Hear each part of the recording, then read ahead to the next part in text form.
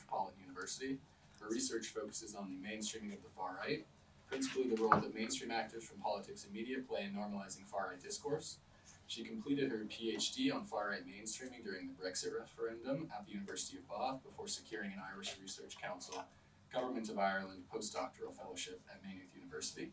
She's published articles and chapters on the topics of mainstreaming, far-right discourse, populism, methodology, research ethics, and is currently working on her first monograph on mainstreaming.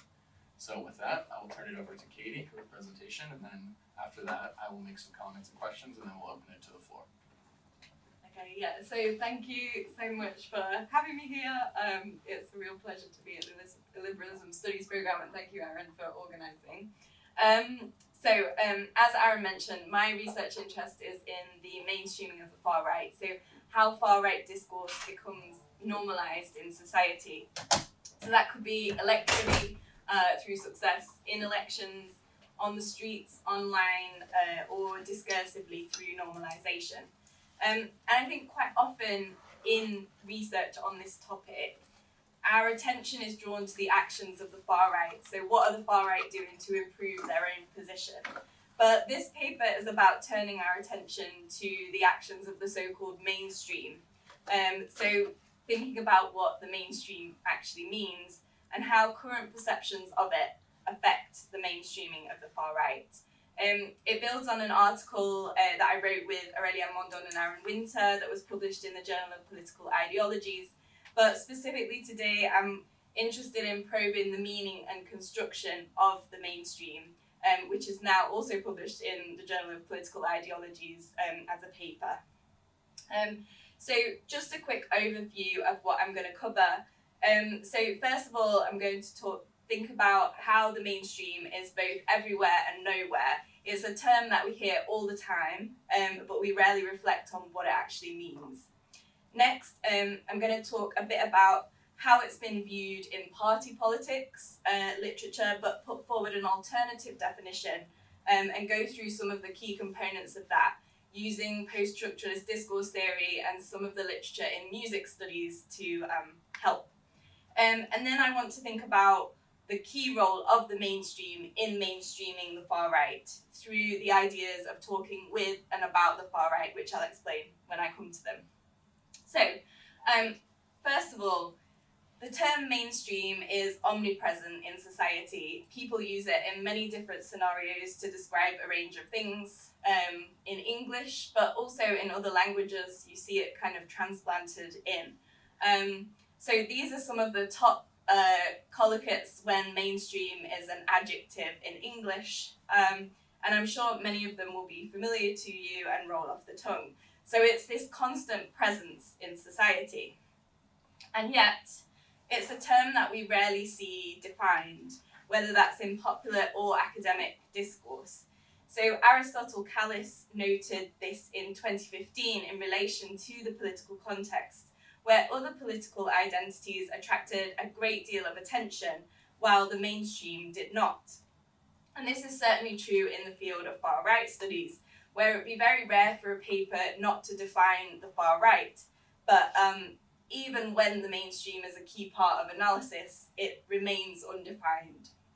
That's not to say that there have been no attempts to define it. There has in the party politics literature, which I'll come on to in a moment. But to a large extent, the mainstream is often just there and not centred in definitions or analysis, so it's almost hiding in plain sight.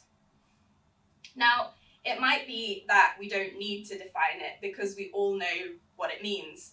So if we take mainstream music as an example, when I've asked students to name a mainstream artist, there are two names that are almost guaranteed to come up, and they are Ed Sheeran and Taylor Swift. I then get them to think about why they consider them mainstream, and it's quite striking how rarely we think about what makes them mainstream, and they give various reasons, mainly about their reach and popularity, their platforms, resources, sometimes that it's considered bad music, and I'll come back to that in a moment. So seemingly we all know who the mainstream is in music, but it doesn't take long for cracks to appear. in that perspective. So in preparation for that lecture, I asked my dad the same question, and without hesitation, he responded with ABBA. So my dad might be in a 1970s time warp, but I think this anecdote speaks to what might go unnoticed when we don't define and reflect on seemingly common sense terms. And so that's what I want to do in this paper. Now, you might question why we actually need to understand whether Ed Sheeran is mainstream or not and what makes him so. But I think it is really important that we question our assumptions when it comes to things that seem common sense. So to do the first point here, on a general level, it's part of this need to problematize the categories that we use. So as work in discourse theory on hegemony emphasizes, when identities are assumed with shared common sense understandings of their meaning, they can actually be sites of great power, which need to be deconstructed. So it's part of the power of the mainstream that its identity appears uncomplicated on the surface level and that it's presumed to need no introduction. So within, there's a lot of really interesting research on the mainstream within the music literature. And Tamara Roberts suggests in this literature a shift, and I quote, from defining the mainstream as simply not elsewhere, but rather as a marked here, a space in which images and material from various elsewheres come into dialogue. So if we take the mainstream as a marked here, it's no longer something that can largely be ignored, and we must instead think critically about the implications of its taken for granted nature. And the second point here relates specifically to far-right studies, and this is why it's critical that we take account of the mainstream. And I'll explain this more in a moment, but when we think about the normalization of the far-right, we tend to think about the actions of far-right parties or groups themselves. And this is reflected in the literature, where there's a focus on far-right strategies for greater legitimacy. And this is obviously really important to look at. I'm not saying that we shouldn't be looking at that, but it often ignores the fundamental role of those we consider mainstream in themselves pushing far-right politics. Now, having said that we don't deal with the mainstream, I'm just going to kind of go through how it has been dealt with in the far-right studies literature so far. So often this is centered around trying to define mainstream political parties. And Bonnie McGee's definition has probably become one of the most prominent in the field. It's based on this idea that mainstream parties are successful in elections and they adopt a centrist political positioning. So she claims that this normally yields 3 mainstream parties per country. Closely aligned with this, Elish echoes this idea of centrism and moderacy, so the mainstream is juxtaposed to an extreme.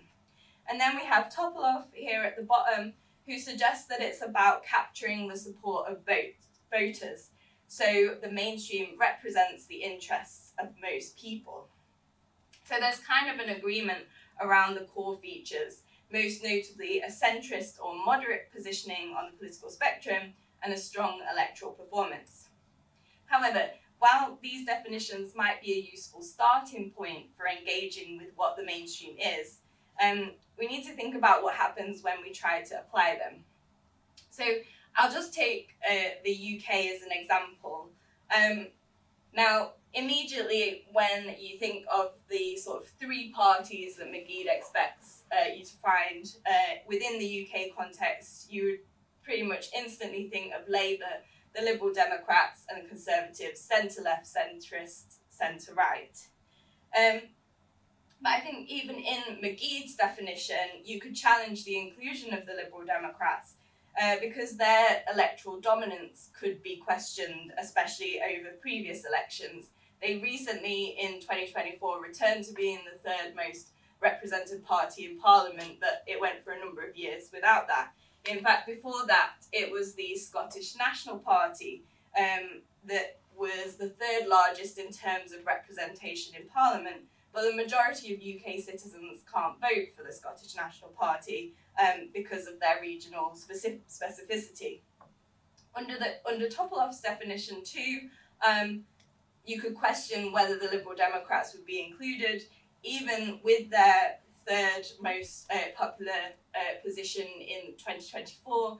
They only attracted 12% of the vote. So could they really be said to represent the interests of a major part of voters? And if you consider also Pop Elish's criterion of a moderate ideological platform rather than extremist rhetoric, what would that say about the Conservative Party under Boris Johnson's leadership or subsequent leaders? We can think about the current Labour Party, who have recently released footage of immigration raids and boasted about the number of people sent home. So obviously the UK is just one example, and there are always exceptions to these definitions. But I think, you could look at other countries in France, Italy, etc. We can see similar issues with neat classification systems like this one.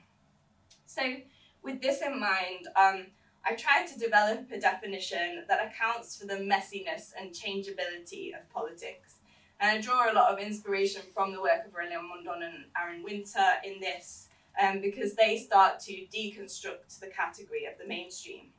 So just briefly, before I kind of go through some key points in more detail, I understand the mainstream as a contingent identity that is hegemonically positioned either through internal or external construction as representative of the norm or centre, however defined in a particular context. And I'm aware that sounds quite, but I'll go through it and hopefully it'll become a little bit clearer. I'll go through this definition and then we'll go through some key points. So the contingent, oh, that's not worked. Okay, we'll just leave that. It was going to make it bold, but it's not worked. So the contingent identity refers to a rejection of the idea that the mainstream is fixed. It's able to change and adapt, so we must include that capacity to shift in our definition. The next part is that it's hegemonically positioned, and that refers to how it's been become common sense to almost know what it means, and that this can serve to hide important power dynamics in mainstream politics. Next, its position and identity can be determined through either internal or external construction. So the mainstream itself can be influential in defining itself, identifying what the mainstream is not. We're not like them, for example, but also outsiders play a role in its conception too, criticisms of the mainstream media, etc. And finally, the mainstream is positioned through this construction as representative of the norm or centre, which we must also understand through their ability to be defined differently across time, place, context, etc. So I'll just go through, that's such a shame. I'll just go through some of the key components that kind of underpin that definition. Rejecting the mainstream's fixedness, acknowledging the mainstream's construction, and challenging associated assumptions. And to talk about these, I'm going to refer to some examples from music and also politics before moving on to looking at the relationship with the far right. So, rejecting the mainstream's fixedness. So this is based on the notion of contingency from post-structuralist discourse theory. So Farkas and Shu state that DT, and I quote, stresses the political and contingent dimensions of meaning, arguing that social reality is the product of continuous hegemonic struggles. And this applies at the subject level too, where DT holds that identities are discursively determined and do not possess essential qualities free from discursive influence. So what this means is that the mainstream is not a static identity. It can adapt and change over time, place, context, etc. My dad's response to the music question is a prime example of this. So what was mainstream in the 1970s, 1920s might not be so now, though there might be some acts that transcend generations, kind of come back into popularity. So it's not this fixed category that remains the same. And we can think of differences across place too, and who tops the chart in different countries. So there might be overlap between the top 50 acts in in the United Kingdom and France, but there might also be specific acts that are popular in one and not the other. And the same applies in politics. So universal suffrage in the UK was far from mainstream at the turn of the 20th century, but it would be very unusual for a party to openly campaign on that kind of platform now. But it's not set in stone either, because the government introduced ID requirements for voting, and that has had a big impact on the ability, especially of minoritized communities, to vote in elections.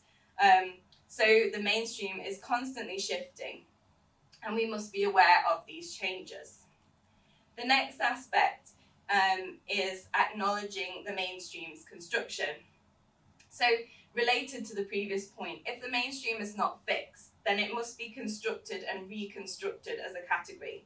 So, as David Howard suggests, the identities of social agents are constituted within structures of articulatory practices. So, rather than having some innate qualities that make them mainstream, it is constructed through discursive processes, particularly in relation to and opposition to other identities. So, if we think about mainstream music again, it's not something that emerges organically. It's also tied to power structures. And we can think about the roles of shows like X Factor, American Idol, in framing certain kinds of artists and genres as desirable, as well as the kind of associated branding that goes with them, and therefore what isn't desirable. So Black X Factor winner Alexandra Burke spoke about how she was told that she couldn't have her natural hair or wear braids. So you can see that the mainstream is constructed through exclusions as well.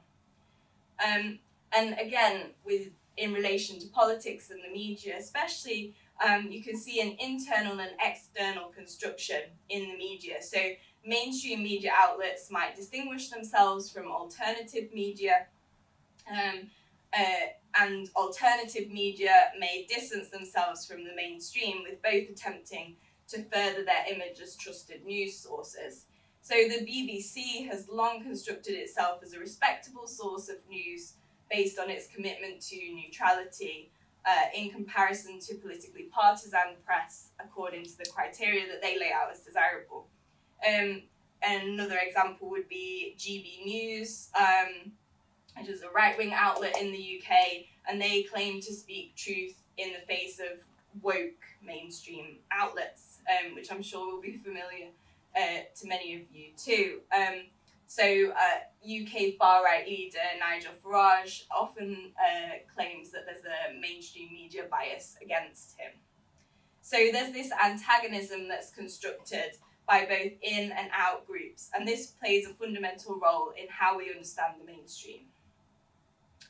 The final component is that we need to challenge associated assumptions about the mainstream. So we often have these dominant perceptions of it, and in music, people are often quite comfortable ridiculing the mainstream. For example, Stormzy in his song Big Michael strongly rejects the idea that he's gone mainstream. And Karen Bettis-Halnon looks at these kind of dynamics in what she calls anti-mainstream mainstream bands. And the same applies in politics. People often criticize the mainstream, and it would be quite unusual for a politician to wear it as a badge of honor and say, I am a mainstream politician. I feel like it's still got this sort of connotation that it's bad, but there's still, even though that outward rejection of it, it still comes with ideas that it's the sensible, moderate form of politics that we need to rely on. So there's an idea that we're sick of the mainstream, but that at the same time it's a safe pair of hands that we need to rely on. So I think it's still beneficial to be part of it.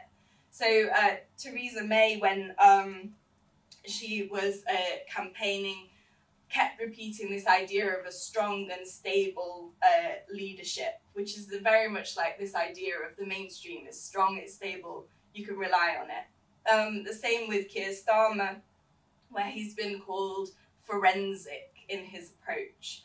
So these are kind of stereotypes about the mainstream that mainstream actors sort of cozy up to often.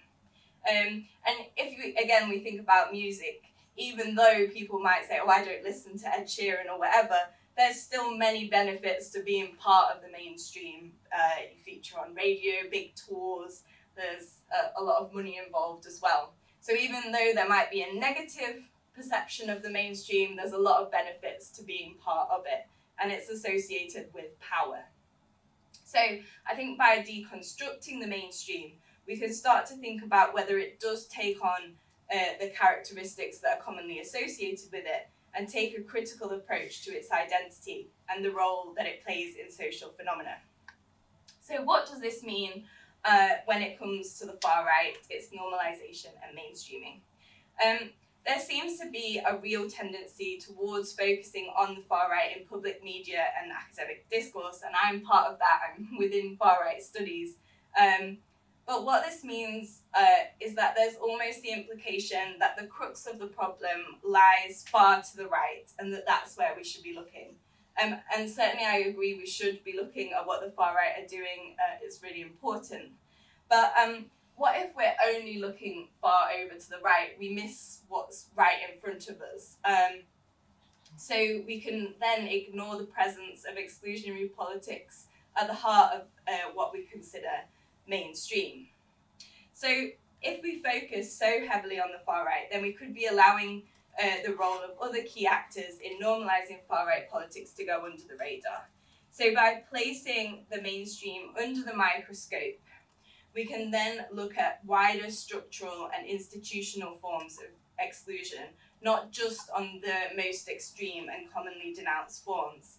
And I think this kind of shift is fundamental in tackling inequality, because mainstream actors are in a position of greater power often than the far right. So our efforts must be targeted there as well. So if we look to the mainstream, we're not denying that the far right is there and it's important, but we acknowledge that it is part of much wider structural and institutional forms of exclusion. So how can we start to look at the role of the mainstream in mainstreaming then? My work has focused on discursive aspects, so how the mainstream normalizes far right ideas. And I kind of try to conceptualize this in two different ways, and that is talking with and talking about the far right. So talking with refers to the expression or legitimization of similar ideas to the far right. That could be harsher immigration policies, anti-trans discourse, the idea of fighting the woke elite, etc. The key thing about talking with is that these ideas do not necessarily originate within the far right. So the mainstream is not necessarily copying the far right, but rather about noting the similarities between them. And then talking about is how the mainstream refers to the far right, either to create distance or draw closer to it in certain scenarios. So it's very common for mainstream politicians to condemn far right violence. For example, in the UK this summer when there were riots, the government and mainstream parties were all very clear in condemning that kind of violence. But then in other senses, they draw closer to the far right as well by saying that this is emerging out of legitimate concerns, and so we need to, listen to what people are saying.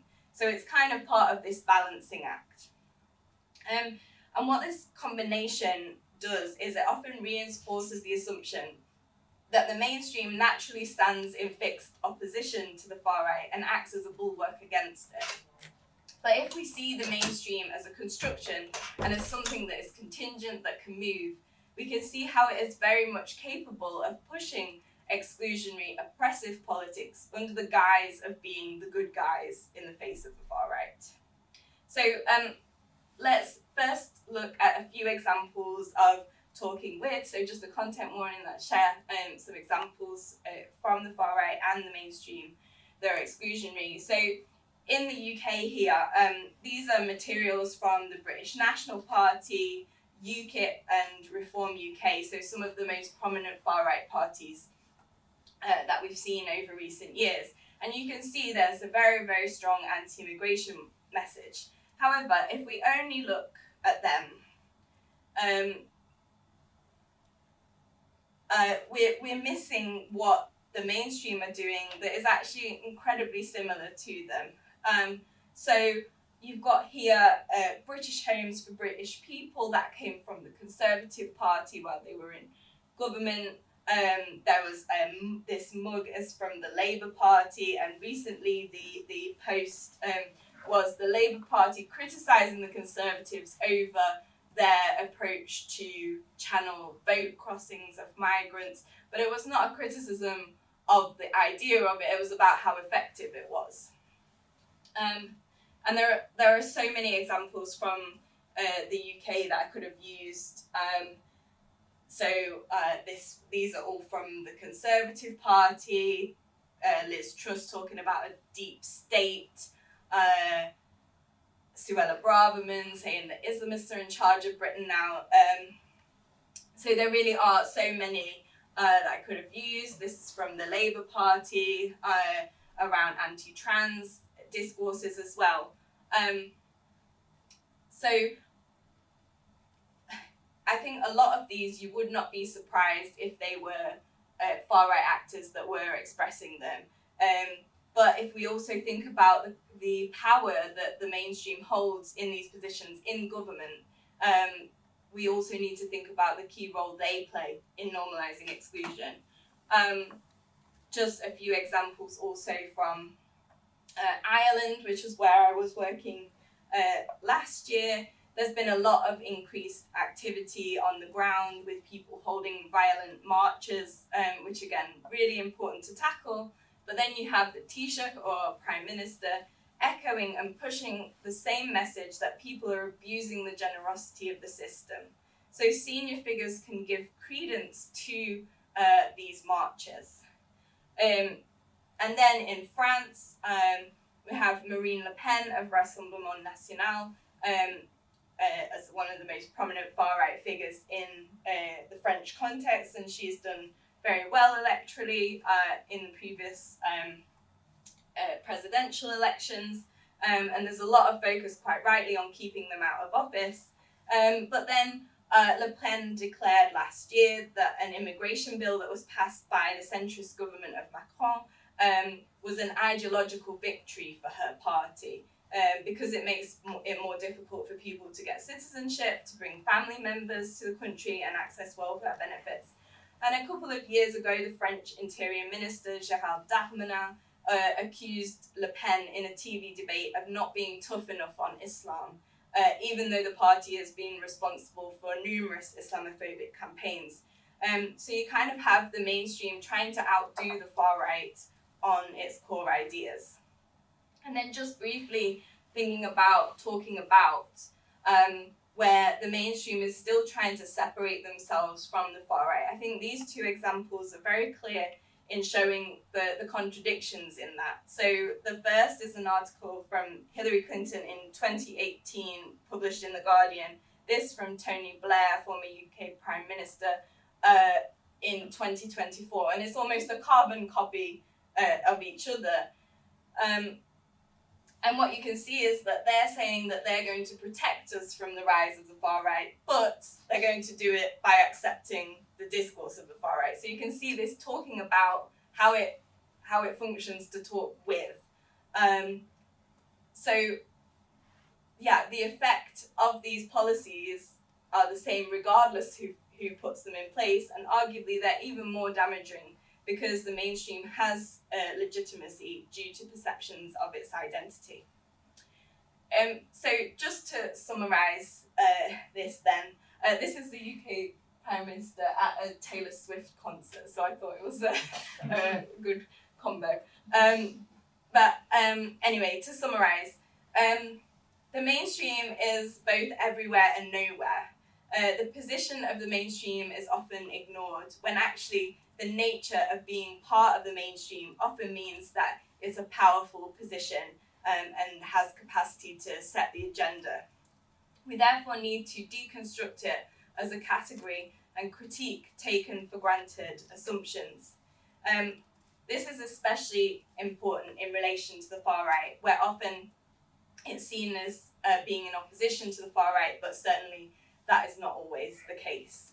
And just to finish on a more hopeful note, that if the mainstream is constructed and contingent, then that means that different pathways are possible. We don't have to accept the mainstream as it is, nor celebrate it for simply not being as bad as the alternative. We don't have to accept the mainstreaming of the far right as a given, nor view it as inevitable. And we don't have to look to the mainstream necessarily as the source of the solution, nor wait patiently for concessions to be made. So in affirming that mainstreaming does not have to travel in a rightward direction, we acknowledge the transformative potential of alternative counter strategies. So thank you.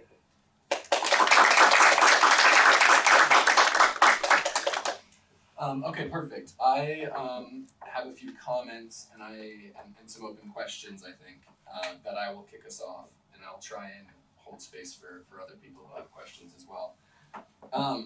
First of all, I think this is a really important enterprise that you've embarked on, along with a few other people, because, as you say, I think in the party politics literature, there's a kind of proliferation of what really, from my perspective, amounts to kind of excuse-making and apologetics and these kinds of things about the mainstream, by talking about the kind of necessity of co-opting parts of the far right's discourse or its policy platform or whatever. And so I think that this is a really worthy enterprise. And I really enjoyed reading the paper, which I suggest other people do as well.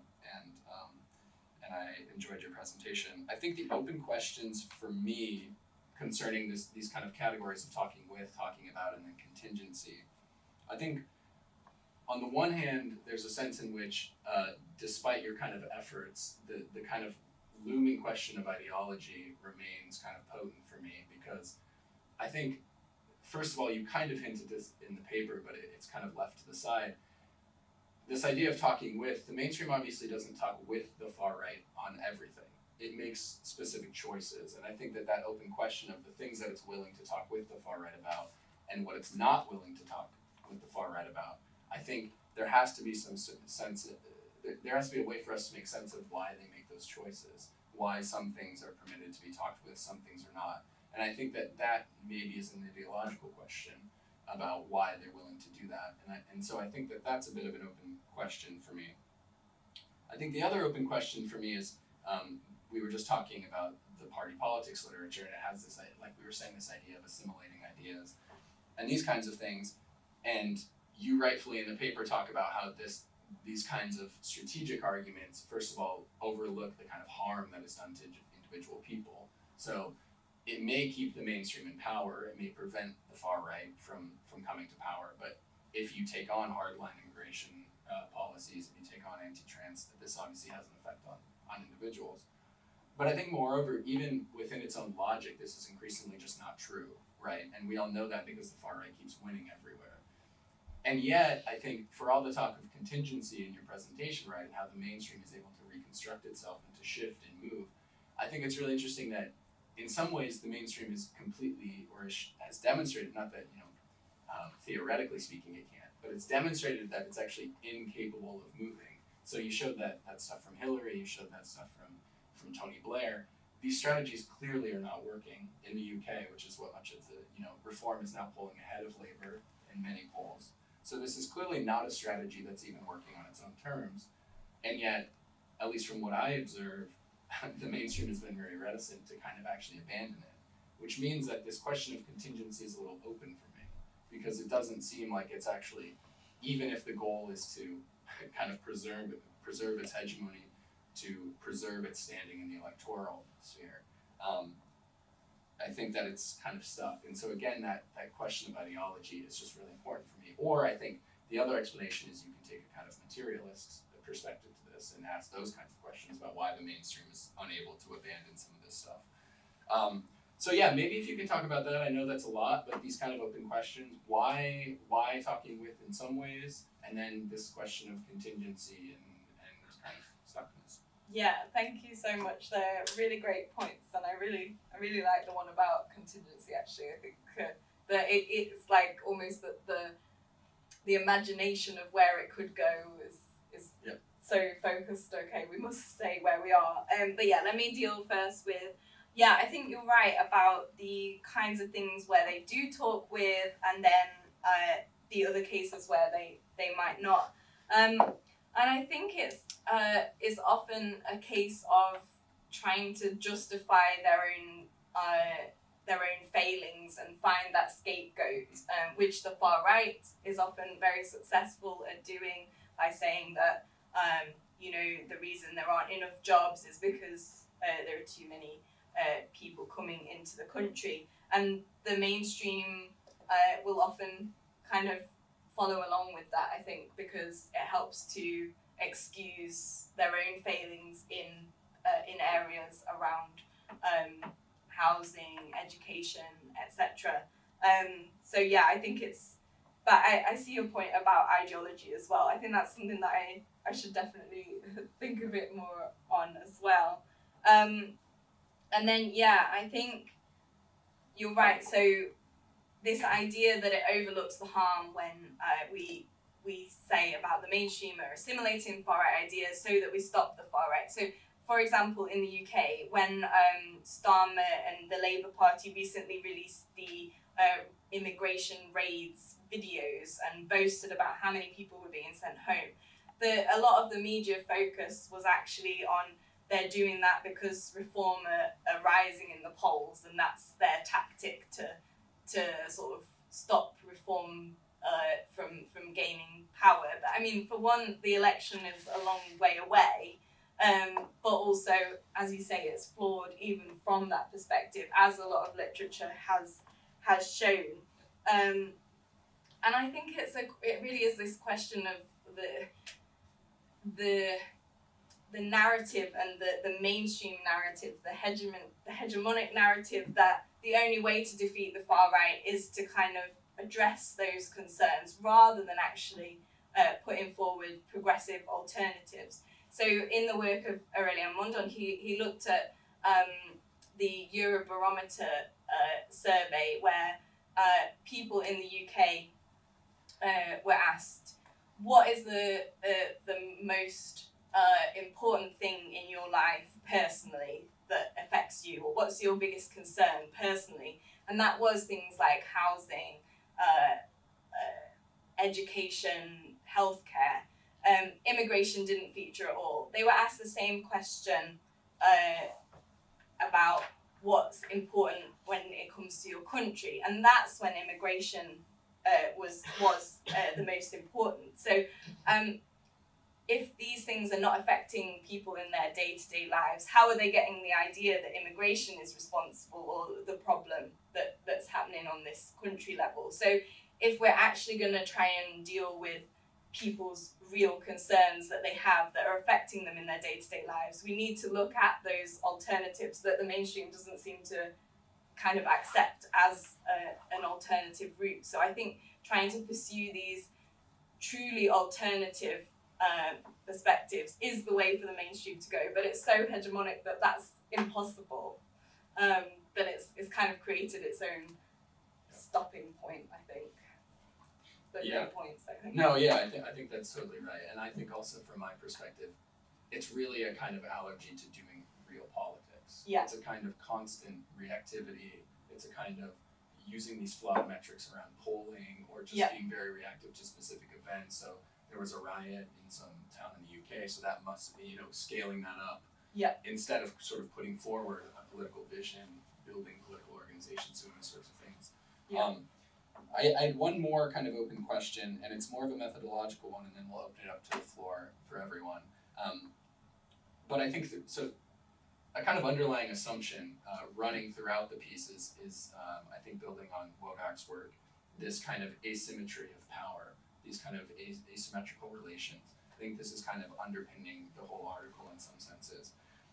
And I wanted to kind of ask some questions about that, because I think in some ways talking about this takes away from what the article is trying to do, which is center the mainstream and not center the kind of the outside forces, so to speak. But I think that when we talk about asymmetries, I know that your work is very focused on the discursive elements, and so this makes sense, but I think for me, there's a problem wherein when you take someone like in this country, like Elon Musk, right, who can buy an entire political, or buy rather a social media platform and then turn it into a political vehicle, turn it into a vehicle for his ideological project. The idea that that person would have an or a sort of, there would be an asymmetry of power there because he maybe isn't standing in front of the White House podium or something like this, or do you see my point? So there's a way in which, or Peter Thiel, for instance, the kind of like capacity to spend $15 million on JD Vance's, Senate race and things like this. The idea of talking about these people as having less power than the mainstream somehow, because I think for many years they were outside of what the mainstream would like to consider itself, right, and the kind of hegemonic construction that the mainstream had built for itself. But I don't know if they have less power. And I think especially now with technological advancements, I'm just not sure that kind of distinction matters in the way that it used to. When again, someone can buy a platform like Twitter, or can spend these kind of exorbitant. I mean, another example is Jeff Bezos, who owns the Washington Post, has put a kind of gag order on specific things in the paper. So there's this question. I think it's a material question. I think that it's not necessarily concerned with discursivity, but I think that it just challenges that perspective about this asymmetry. So maybe if you want to say something about that. Yeah, thank you. Again, I think a really good point. And yeah, I guess in that paper was more focused on the kind of electoral side of things, but as you say, with the current situation, I think we do need to take into account actors like Musk. And I certainly wouldn't say that they are less powerful. There's various different forms of that power as well. So, yeah, I think when I talk about the far right as kind of drawing attention, it's often even not people like Elon Musk who are drawing that attention. Quite often, it's people like Nigel Farage, who also has material benefits as well. But it's like, say in media discourse, my recent research, I was looking at media coverage of the far right,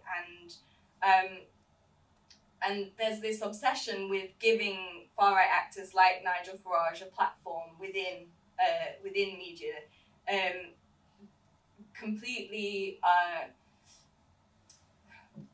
disproportionately, I guess, to what their electoral performance kind of warrants.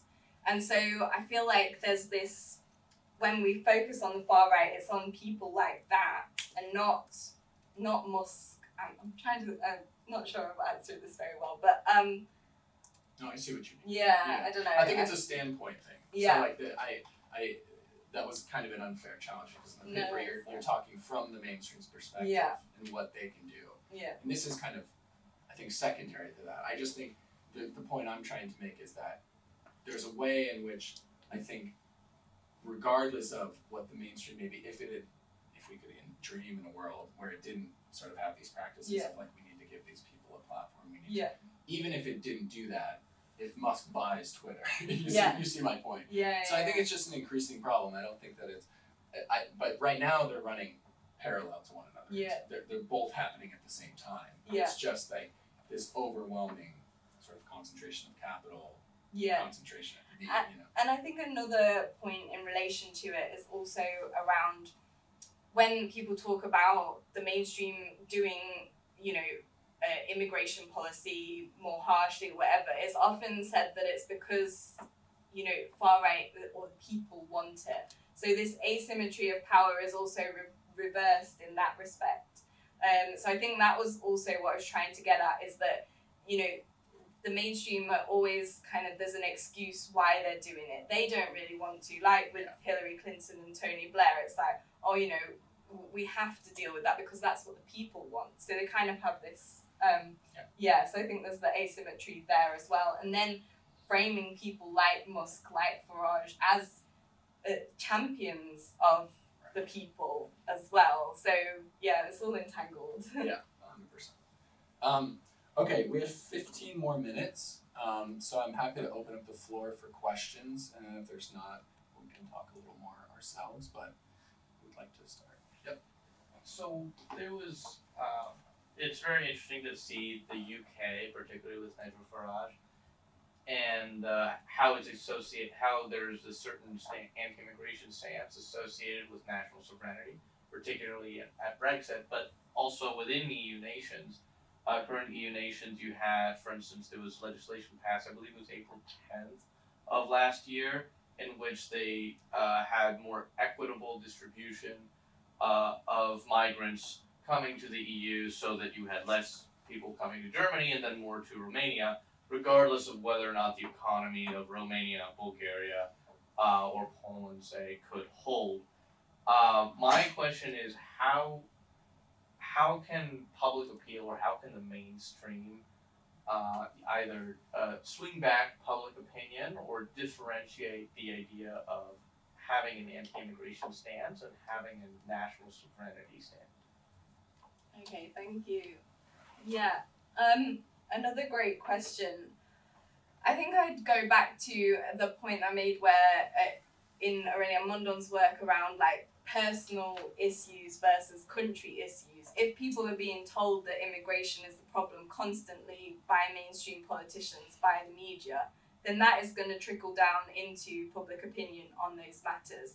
But what that research shows is that if that's not affecting you personally, there are so many different areas that people could tap into in a more progressive way that doesn't demonize immigrants for taking jobs or whatever, that actually you deal with the root cause of those issues and start to tackle them in a kind of real way, not a discursive way.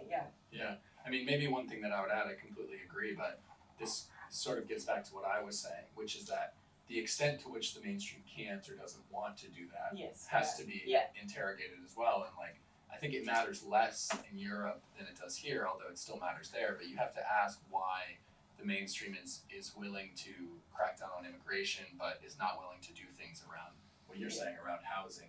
And these are material problems, and the mainstream has particular material interests. The people who occupy these positions have particular material interests. The parties, the donors that fund them, these are things that constrain from their own perspective what they can do.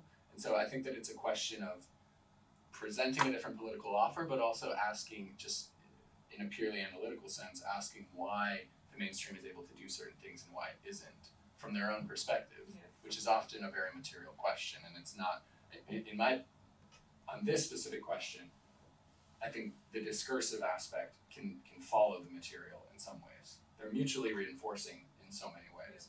But I think that in terms of what you're saying, I mean, all the polling is really clear. Like, the things that matter to you are like the state of the school that your child goes to, housing shortages, et cetera, in this country, healthcare.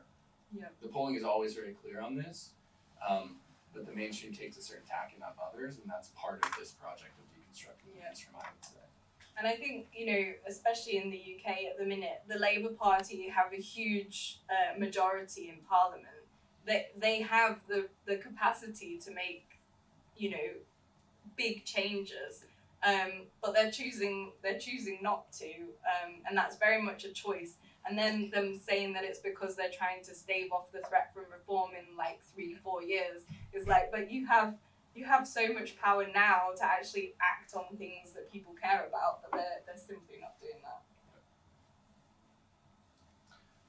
I really appreciated your discussion on music. No, because I think it's a great way to show just that there's different mainstreams. Obviously, like, there's a different mainstream for me than my parents in terms of music, but also in terms of news, and in terms of my mainstream news is different from their mainstream news. So I was wondering if you could talk a little bit about the way that this fragmented media landscape might lend to different mainstreams working in different ways and having different effects demographically on electoral politics. Yeah, thank you. And it was really interesting because when when I asked my dad that question, I hadn't really thought to look into the music literature before this. I was very by like politics lens, but there's so much interesting stuff that like so many political scientists haven't read because it's in music studies, but they deconstruct, and exactly that there are multiple mainstreams. And yeah, in relation to the media, I got asked an interesting question at a recent conference where someone was saying about like the kind of slur of the mainstream media, and how that's also building your another mainstream almost. It's kind of, yeah, positioning that as the bad mainstream, and then you're like this edgy, different kind of thing. But it's also a reversal of, you know, so if the far right are saying, oh, the woke mainstream media, then they're positioning themselves as outsiders, as someone who's challenging the system. But actually, you know, with their basis in exclusion, oppression, they're very much with the system that has long existed. So the kind of use of the slur mainstream is reinforcing the mainstream as well. Mhm. You see what I mean? Yeah, I see like Joe Rogan. Yeah. Is someone who like claims to be an outsider. He's Yeah. got what, like the most listened to podcast in the Yeah, country, exactly. you know? Yeah. So that's why it's important, I think, also to deconstruct what mainstream means, and then people who position themselves outside the mainstream can kind of be like, but actually, are you not mainstream? Or yeah. Mhm. Eric? I also want to ask, in your research, have you found any differences in mainstream when it comes to the medium, like maybe in interviews versus in parliamentary speeches, or in tweets, or in party manifestos? And then also, do you find that when there is a mainstreamization of far-right rhetoric, is it mostly a reactive thing? Is there maybe a hot topic in the news that they're asked to talk about, or is it something that might be a little more consistent over time? Thank you. Yeah, another great question. So I have to say that my main focus has been on either political campaigns or traditional media, and specifically kind of broadsheet media, because so I think often people are very comfortable, for example, with the tabloid media in the UK saying, oh, you know, they normalise the far right because so many front pages are about immigration, for example. But what I found through looking at broadsheet reporting as well is that they are also very much implicated in it because they invite them for interviews. Or, you know, there was an article where it is like Marine Le Pen, the cat lover. And this is in the Times in the UK, I think it was, or the Telegraph, one of the two. And it says, she might be the leader of France's brutal far right, but deep down she's a soft, sensitive soul. And that's an actual quote from that as well. And the same with media like The Guardian, who obviously take an oppositional stance to the far right, but very often are also platforming their ideas and euphemizing them through terms like populist, which is one of the things that I've also worked on. So I think there are differences. There's some that are much more obvious and that we'll be like, oh yeah, they're bad, they're supporting the far right. But we also need to look at the ones that are closer to home as well, I think. And yeah, a good question about whether it's reactive. I think that's one of the kinds of assumptions that I want to challenge in this paper as well, because I think that often there's this idea that the far right are the mainstream are responding to the far right. They're acting because there are people who believe these things. But I think we can challenge that as well, because they are the ones most often who are in positions of power. So yes, the far right might be saying this and that, but you don't have to listen. You don't have to amplify it. So I think this idea that it's always a reaction to what's happening is quite unhelpful, and it again talks to those asymmetries of power that are distorted. Yeah. Others? I think I'll go here and then we have an include. I wonder if, thank you very much, it is really interesting. I wonder if you looked into the origin of the actual concept, mainstream. When does it emerge? I mean, intuitively, probably in the middle of the 20th century. So when your father was gave you this immediate answer, and I sympathize with that, being probably the same generation. He probably would not have referred to opera as mainstream. He would describe it in a different fashion back in the 70s. If you have a sense of when the concept emerged, why do you think was there a social need for that? Because there should be one. Yeah, no, that's super interesting, and it's not something that I've not looked at when it emerged, but it would have definitely been a good idea to do so. And I think you're right around this idea of it having a function also. Within the music literature, again, so one of the authors talks about how the mainstream is both a label and a judgment at the same time. That it's never just a kind of description, really. There's often like some kind of judgment to it as well, where, you know, I try to position myself as better than mainstream music because I have more taste, kind of thing. So yeah, I think that would be really interesting to look at, but it's not something that I've actually pursued. Right, just one small remark. I think back in the 70s, it was much easier to distinguish between mainstream and not mainstream, unlike what gentleman here described about today. What wasn't television, I think, was mainstream. Yeah, what was not. Yeah. It's funny, I was actually, I didn't want to take too much time, but I had a similar thing when I was reading the paper, not so much through this, which is, again, like, I think the concept of mainstream in music, say, or in film or something, kind of presupposes mass circulation and kind of mass participation in some sense. You go to the theater and you watch one of the 5 movies that are there, and these are mainstream movies. You turn on your radio that's in your car now, you know, mid 20th century kind of thing, and there's something being beamed into that. But when you transplant that to the political, I think what's really interesting is that mass politics are dead.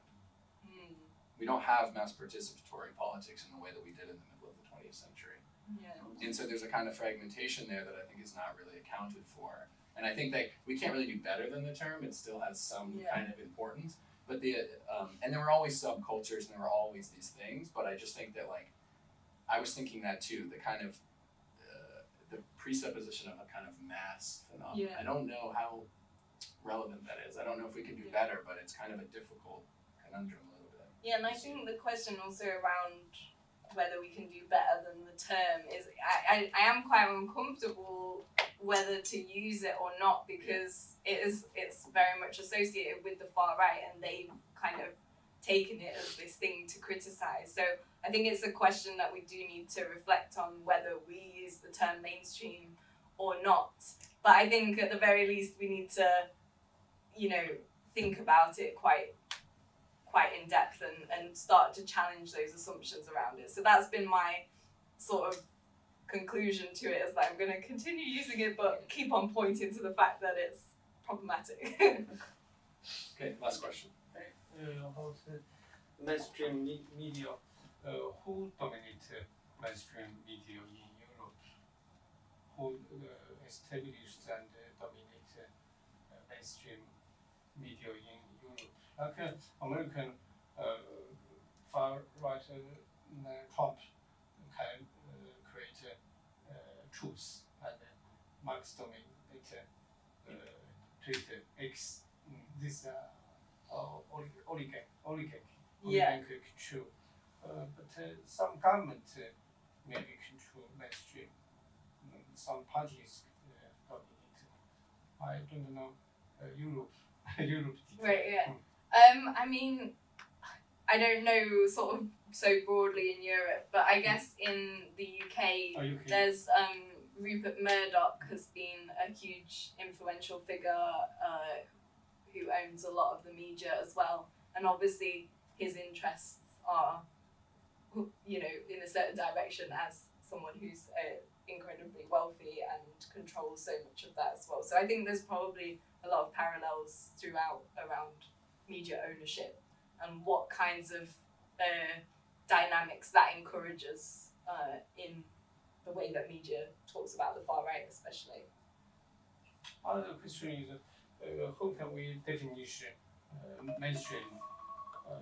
Can we, according to audience rate, 60%, 50%. That's mainstream. How can we define mainstream? I mean, I think in terms of audience and the support of the mainstream, again, that's been something that's sort of been centralized in how we understand the mainstream as like, oh, most people like it. But I think you have to dig deeper than that, because polls can show certain things, but they can also, you know, people can be asked certain questions that then lead to certain answers seeming to be mainstream, whereas another poll might find different. So I think this reliance on the audience to define the mainstream is something that we also need to question. Yeah. Okay. Thank you everyone for coming. Thank you so much, Katie. This is really, really great. And thank you, and we'll see you at another event soon.